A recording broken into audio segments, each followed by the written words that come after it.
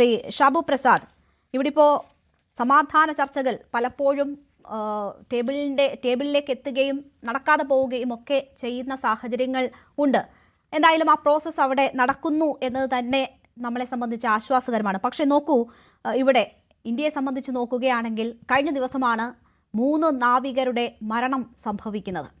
അതിനുശേഷം അമേരിക്കയുടെ സീനിയർ നയതന്ത്ര പ്രതിനിധിയെ 48 മണിക്കൂറിനുള്ളിൽ 2 തവണ വിളിച്ചു വരുത്തി ഇന്ത്യ ശക്തമായിട്ടുള്ള പ്രതിഷേധം അതുമായി ബന്ധപ്പെട്ട് അറിയിച്ചു. പക്ഷേ പ്രതിപക്ഷം ഉൾപ്പെടെ ചൂണ്ടിക്കാട്ടുന്നത്, രാഹുൽ ഗാന്ധി ഉൾപ്പെടെ ചൂണ്ടിക്കാട്ടുന്നത്, ഈ വിഷയത്തിൽ ഇന്ത്യയുടെ പ്രതികരണം വളരെ ചെറുതായി പോയി എന്നതാണ്. മോദിയെ കുറ്റപ്പെടുത്തിക്കൊണ്ടാണ് രാഹുൽ ഗാന്ധി ഇന്ന് നിലപാട് പറഞ്ഞിരിക്കുന്നത്. പേടിയാണ്, ഭയന്നുകൊണ്ടാണ് മോദി ഇതിൽ പ്രതികരിക്കാത്തത് എന്ന് പറയുന്നു. ആ വിഷയത്തിൽ ഇന്ത്യക്ക് ഇത്രയും പ്രതികരണം മതിയോ 3 നാവികർ കൊല്ലപ്പെട്ട വിഷയത്തിൽ?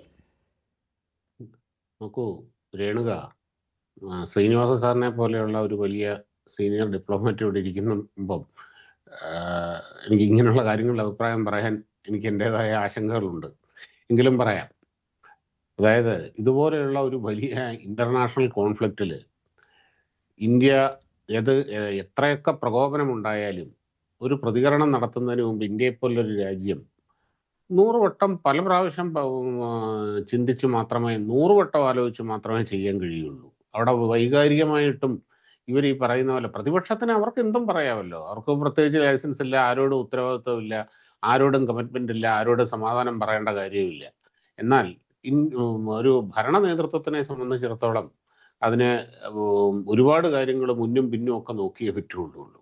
രാജ്യത്തിൻ്റെ ഭാവിയെ പറ്റി ചിന്തിക്കണം. 140 കോടി ജനങ്ങളുടെ ഇന്ധന സുരക്ഷ, ഊർജ്ജ സുരക്ഷ, ഇതിനെപ്പറ്റി ചിന്തിക്കണം. ഇങ്ങനെയുള്ള ഒരുപാട് കാര്യങ്ങൾ ചിന്തിച്ചും കണക്ക് കൂട്ടിയും മാത്രമേ ഒരു ഉത്തരവാദിത്വമുള്ള ഒരു രാഷ്ട്ര നേതൃത്വത്തിന് ഒരു അന്താരാഷ്ട്ര കോൺഫ്ലിക്റ്റിനോട് പ്രതികരിക്കാൻ കഴിയുകയുള്ളൂ. അല്ല അങ്ങനെയുള്ള ഇഷ്യൂവിൻ്റെ അകത്ത് ഇടപെടാനും കഴിയുകയുള്ളൂ. ഇന്ത്യ എന്തായാലും ഇതുവരെ വളരെ കഴിഞ്ഞ 3 മാസമായിട്ട് 100 ദിവസമായിട്ട് കൃത്യമായിട്ട് ആ ഒരു ഡിപ്ലോമാറ്റിക് ഡിസ്റ്റൻസിൽ നിന്നുകൊണ്ടാണ് ഇന്ത്യ ഇക്കാര്യത്തിൽ ഇടപെട്ടിട്ടുള്ളത്. അതുകൊണ്ട് തന്നെയാണ് ഈ ലോകം മുഴുവനും വലിയ ഊർജ്ജ പ്രതിസന്ധി ഉണ്ടായപ്പോൾ പോലും ഇന്ത്യയിൽ അത് ഉണ്ടാകാതിരുന്നത്. ആവറേജ് ലോകം മുഴുവനും പെട്രോൾ ഉൽപ്പന്നങ്ങളുടെ പ്രൈസ് 33-34% കൂടിയപ്പോൾ ഇന്ത്യയിൽ അത് 10%-ഓളമാക്കി പിടിച്ചു നിർത്താൻ കഴിഞ്ഞത്. ഇവിടെ നമുക്ക് പെട്രോളിനോ ഡീസലിനോ റേഷനിങ് ഏർപ്പെടുത്താതെ ഇഷ്ടം പോലെ ലഭ്യമാക്കാൻ കഴിഞ്ഞത് ഇന്ത്യയുടെ പ്രയോറിറ്റി അതൊക്കെ ഉണ്ട്. എന്നാൽ തീർച്ചയായിട്ടും 3 നാവികർ കൊല്ലപ്പെട്ടതാണ്, ഇന്ത്യക്കാരെ അഫക്റ്റ് ചെയ്തതാണ്. അതിനോട് പ്രതികരിക്കേണ്ട രീതിയിൽ വളരെ ഡിപ്ലോമാറ്റിക് ആയിട്ട് തന്നെ ചെയ്യേണ്ടത് ചെയ്യുകയും വേണം. അത് പ്രതിപക്ഷത്തിനെ തൃപ്തിപ്പെടുത്തിക്കൊള്ളണം എന്ന് പറഞ്ഞു കഴിഞ്ഞാൽ ചിലപ്പോൾ അത് നടന്നൊന്നും വരില്ല. കാര്യം അത് രാഷ്ട്രീയമാണത്. കാരണം ഇവിടെ ഗവൺമെൻറ്റിന് ഇവിടെ രാഷ്ട്രീയം കളിക്കാൻ പറ്റില്ല. അത്രയേ ഉള്ളൂ കാര്യം. പിന്നെ ശ്രീനിവാസ സാർ ഇവിടെ പറഞ്ഞു, ഈ യുദ്ധത്തിൻ്റെ ശരിക്കുള്ള പ്രധാന കോസ് എന്താണ്, പ്രധാന കാരണം എന്താണ്? അതായത് ഇറാൻ്റെ ന്യൂക്ലിയർ വെപ്പൺ പ്രോഗ്രാം തന്നെയാണത്. ശരിയാണ്, സാർ ഇവിടെ പറഞ്ഞു, അവർ NPTയിൽ സൈൻ ചെയ്തിരിക്കുന്നവരാണ്. അതുകൊണ്ട് അവരതിനോട് കമ്മിറ്റഡാണ്. പക്ഷേ ആ കമ്മിറ്റ്മെൻറ്റിൽ നിന്ന് അവർ മാറി എന്നുള്ളതാണ് ഇതിൻ്റെ ഒരു പ്രധാന കാരണമായിട്ട് ഇസ്രയേലും അമേരിക്കയും ചൂണ്ടിക്കാണിക്കുന്നത്. എന്താണെന്ന് വെച്ച് കഴിഞ്ഞാൽ സിവിൽ ന്യൂക്ലിയർ ആവശ്യങ്ങൾക്ക് വേണ്ടിയിട്ടാണെങ്കിൽ എന്തിനാണ് അവർ യുറേനിയം 60%, 70% ഒക്കെ എൻറിച്ച് ചെയ്യുന്നത്? ഒരു ന്യൂക്ലിയർ റിയാക്ടറിലേക്ക് ആവശ്യമാണെങ്കിൽ പരമാവധി 5% എൻറിച്ച്മെൻറ്റിൻ്റെ ആവശ്യമേ ഉള്ളൂ. എന്നാൽ 70% എൻറിച്ച്മെൻറ്റിലേക്ക് അവർ എത്തിയിരിക്കുന്നു എന്ന് പറഞ്ഞു കഴിഞ്ഞാൽ ഏത് നിമിഷവും അത് 90%-അപ്പുറത്തേക്ക് പോകും. 90%-അപ്പുറത്തേക്ക് എൻറിച്ച്മെൻറ്റ് കഴിഞ്ഞാൽ അത് ഒരു ന്യൂക്ലിയർ ബോംബായി മാറും. ഇത് വളരെ ക്ലിയർ ആയിട്ടുള്ളൊരു കാര്യമാണ്. അവർ NPTയിൽ അംഗമായിരിക്കെ ന്യൂക്ലിയർ ആ കരാറിന് വിരുദ്ധമായി അവർ ആയുധ നിർമ്മാണത്തിൻ്റെ തൊട്ടടുത്ത് എത്തിയിരിക്കുന്നു എന്നുള്ളത് ഒരു വലിയ പ്രശ്നം തന്നെയാണത്. അതുമല്ല, ഈ പറഞ്ഞ പോലെ ഇസ്രായേൽ എന്ന് പറയുന്നത് വളരെ ചെറിയൊരു രാജ്യമാണ്, വളരെ വളരെ ചെറിയൊരു രാജ്യമാണ്. ഈ ഇറാൻ്റെ 80 വലിപ്പമേ അതിനുള്ളൂ. കേരളത്തിൻ്റെ പകുതി വലിപ്പമേ ഉള്ളൂ. മനസ്സറിഞ്ഞ് 2 പോയിന്റിൽ കൊണ്ട് 2 ആറ്റം ബോംബ് ഇട്ടാൽ ആ രാജ്യം ചാരമായി പോകും. പൂർണ്ണമായും ആ രാജ്യത്തിനെ നശിപ്പിക്കാൻ കഴിയും.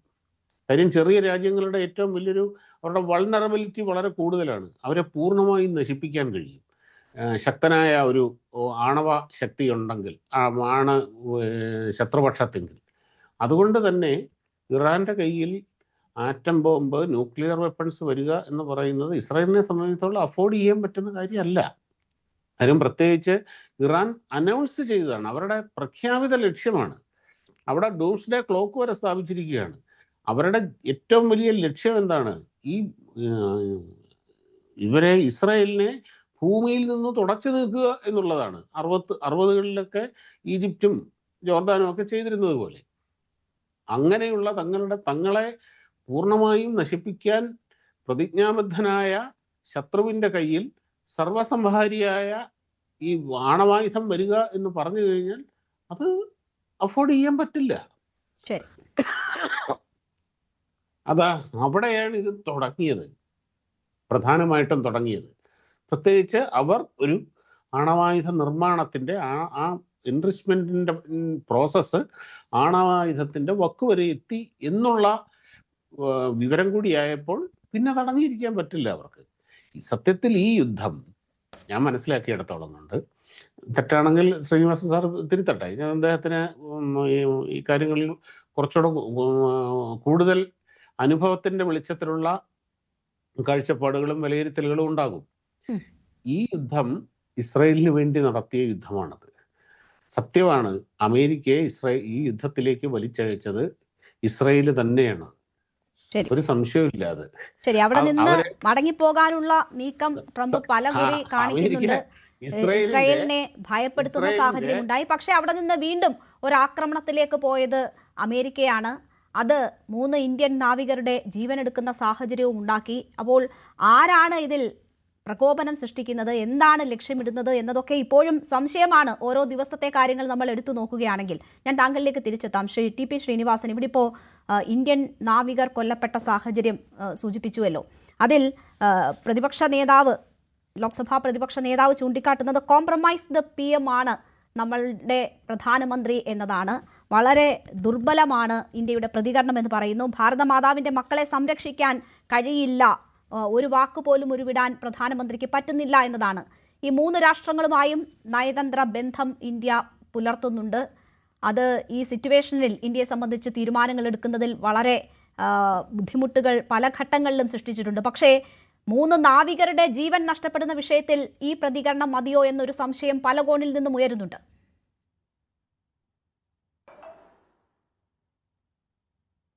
അതെ, അതിന് എങ്ങനെ വേണമെങ്കിലും പ്രതികരിക്കാമല്ലോ, തീർച്ചയായും. അത്